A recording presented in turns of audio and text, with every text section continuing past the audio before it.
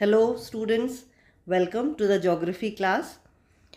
In today's class, we'll learn about the petrochemical and electronic industry. और इसके पहले हमने कई इंडस्ट्रीज़ के बारे में पढ़ा और आज जो हम लोग डिस्कस करेंगे वो है पेट्रोकेमिकल एंड इलेक्ट्रॉनिक इंडस्ट्री. तो शुरुआत करते हैं विथ पेट्रोकेमिकल इंडस्ट्रीज़. पहले जानते हैं कि पेट्रोकेमिकल्स क्या होते हैं. So if we see here, petrochemicals are essentially the chemical compounds derive from petroleum resources.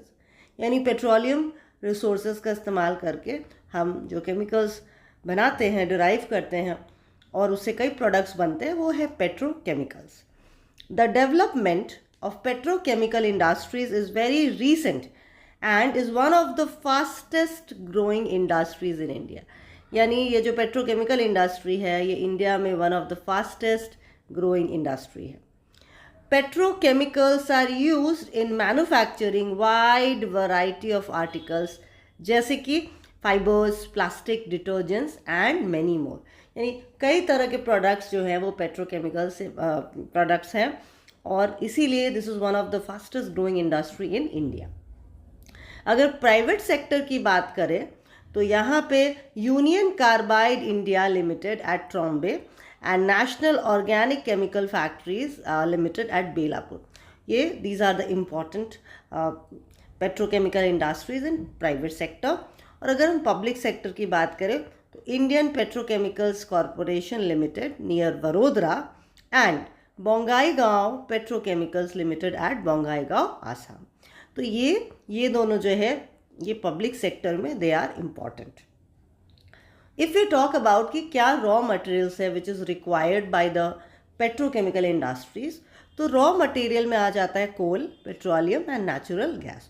तो ये सारे पेट्रोकेमिकल्स का इस्तेमाल करके पेट्रोलियम का इस्तेमाल करके हम पेट्रोकेमिकल्स बनाते हैं. तो सम गैसेस प्रोड्यूस, यानी जो गैसेस प्रोड्यूस होते हैं अलग अलग स्टेजेस पे, जब रिफाइन किया जाता है पेट्रोलियम को तो अलग अलग स्टेजेस पे कुछ गैसेस प्रोड्यूस होते हैं. इनका भी इस्तेमाल किया जा सकता है. Naphtha and benzene are available from the existing fertiliser plant. यानी नेफ्था और बेंजीन जो है ये भी रॉ मटेरियल है जो पेट्रोकेमिकल्स बनाने के दौरान इस्तेमाल में आता है. अगर हम पेट्रोकेमिकल इंडस्ट्रीज़ के लोकेशन की बात करें कि what are the factors that affect the location of petrochemical industries, तो इसमें सबसे पहला फैक्टर है presence of petroleum refinery. So students, अभी तक हमने जो पढ़ा उससे बहुत क्लियर है कि पेट्रोलियम से ही हम पेट्रोकेमिकल प्रोडक्ट्स बनाते हैं. इसलिए पेट्रोलियम को रिफ़ाइन किया जाता है एट वेरियस स्टेजेस और इसको रिफ़ाइन करने के लिए बहुत ज़रूरी है कि पेट्रोलियम रिफाइनरी जो है वो नज़दीक हो.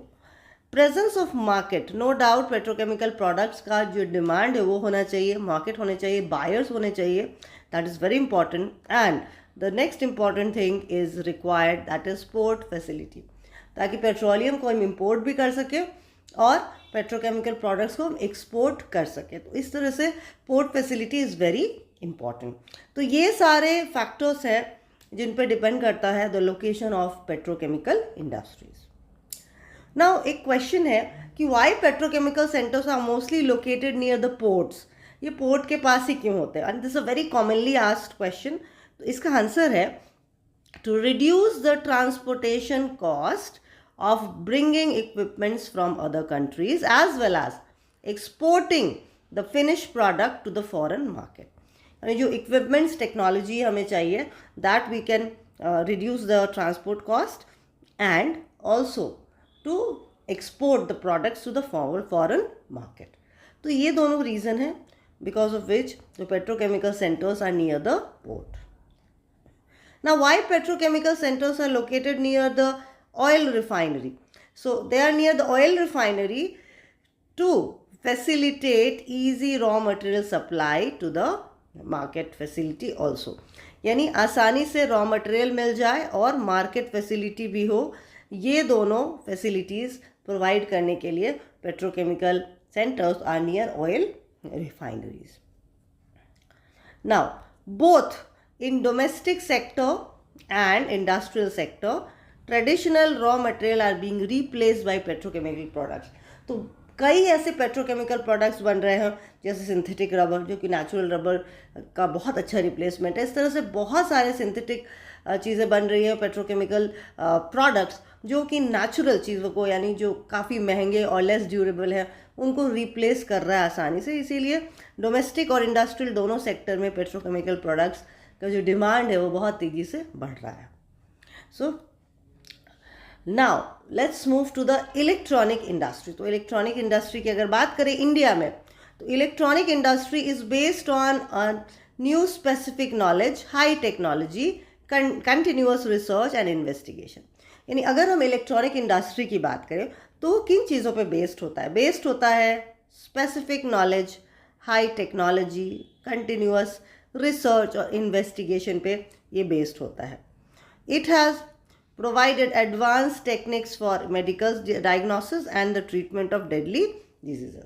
यानी मेडिकल अगर डायग्नोसिस करना हो किसी डिजीज़ की या फिर उसका ट्रीटमेंट करना हो, उसके लिए इलेक्ट्रॉनिक्स में काफ़ी डेवलपमेंट हुआ इलेक्ट्रॉनिक इंडस्ट्री में, और बहुत सारे नए नए मशीन, सोफिस्टिकेटेड इंस्ट्रूमेंट्स है, टेक्नोलॉजी है, टेक्निक्स है, जिससे कि बड़ी बड़ी बीमारियों का पता चल जाता है आज, और अच्छे से उसका ट्रीटमेंट भी हो पाता है। It has help space technology, यानी स्पेस टेक्नोलॉजी में भी मदद हुई है लॉन्चिंग इंडिजिनस सैटेलाइट। तो हर एक इंडस्ट्री को इम्पैक्ट करता है ये इलेक्ट्रॉनिक इंडस्ट्री, कहीं वो मेडिकल वर्ल्ड हो या फिर स्पेस टेक्नोलॉजी हो, सारे जगहों पे इलेक्ट्रॉनिक्स का इस्तेमाल होता है। हमारे घरों में हम कई 100 प्रोडक्ट्स यूज़ करते हैं जो इलेक्ट्रॉनिक्स हैं, and they make our life and work much easier. So ये है इम्पॉर्टेंस इलेक्ट्रॉनिक इंडस्ट्री का।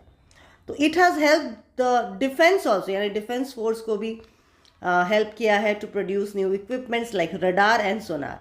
रडार और सोनार इन ये जो लोकेट करते हैं उन चीज़ों को, they can simply keep a trace of any target और एनी एयरक्राफ्ट। उसका ट्रेस रखने के लिए radar and sonar they are very very helpful, and they are one of the most advance technology we have today. ये सारा आता है electronics में, यानी इलेक्ट्रॉनिक इंडस्ट्री का पार्ट है। इट हैज़ प्रोवाइडेड, यानी electronic industry is provided safety measure for air and sea travel. यानी एयर और सी ट्रैवल में भी जो डेवलपमेंट आया है, जो सोफिस्टिकेटेड इंस्ट्रूमेंट्स का इस्तेमाल होता है, जो कि बहुत हाईली एक्यूरेसी भी है और रिलायबल भी है, यानी वो बहुत सही जानकारी देते हैं। So they help in making the air and sea travel much safer. It has helped in wonders in areas of communication, information technology and computer system. और साथ ही साथ एरियाज ऑफ कम्युनिकेशन में, इंफॉर्मेशन टेक्नोलॉजी और computer system, इन क्षेत्रों में भी, यानी in these areas also जो इलेक्ट्रॉनिक इंडस्ट्री है उसका बहुत बड़ा इम्पैक्ट है इन सारे फील्ड्स में। ये वो डिफेंस हो, स्पेस टेक्नोलॉजी हो, मेडिकल हो, सी एयर ट्रैवल हो या इंफॉर्मेशन टेक्नोलॉजी हो, इन सारे जगहों पर सेक्टर्स में डेवलपमेंट हुआ है because of the electronic development in electronic industry. तो electronic industry has become very important in India in view of increasing competition in international trade. अब इंटरनेशनल ट्रेड में कंपटीशन के कारण हर दिन रिसर्च हो रहा है और नए नए इलेक्ट्रॉनिक्स का, गैजेट्स का डेवलपमेंट हो रहा है हर दिन। तो इससे दिस इज़ बीइंग डन ताकि वो इंटरनेशनल मार्केट में पोजीशन मेंटेन कर सके। Bengaluru, this is very important, Bengaluru is the largest centre of electronic goods production and is rightly term as the electronic capital of India. तो जो बेंगलुरु है उसको इलेक्ट्रॉनिक कैपिटल ऑफ इंडिया कहा गया है क्योंकि यहाँ पे सबसे ज़्यादा इलेक्ट्रॉनिक गुड्स का प्रोडक्शन होता है। So the unique feature of this industry is export oriented. और अगर हम बात करें सबसे यूनिक फीचर की, तो ये एक्सपोर्ट ओरिएंटेड है। Lot of products, electronic goods can be exported. तो अब एक क्वेश्चन है, why electronic industries are mostly concentrated in the southern states. तो इंडिया में अगर देखें तो सदर्न स्टेट्स में ही ज़्यादा इलेक्ट्रॉनिक इंडस्ट्रीज़ हैं। इसका कारण क्या है? तो सबसे पहले we have so many examples that the Electronic Corporation of India Limited was set up at Hyderabad in 1970। तो यहाँ पे अर्ली स्टार्ट हुआ, यानी यहाँ पे शुरू हुआ। द इंडियन टेलीफोन इंडस्ट्रीज फिर यहाँ सेटअप हुआ बेंगलुरु के पास।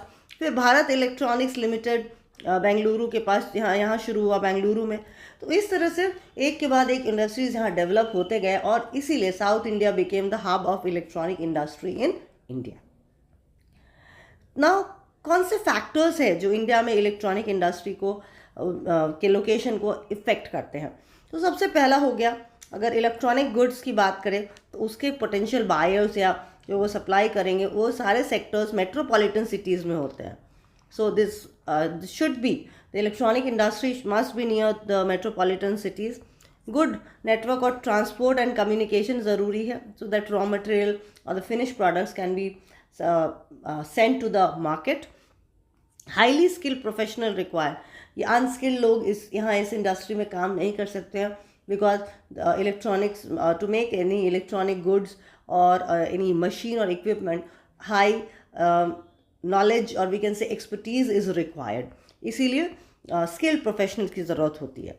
और सब्सटैंशियल कैपिटल, नो डाउट बहुत सारा कैपिटल इन्वेस्टमेंट होता है टू मेक द प्रोडक्ट्स.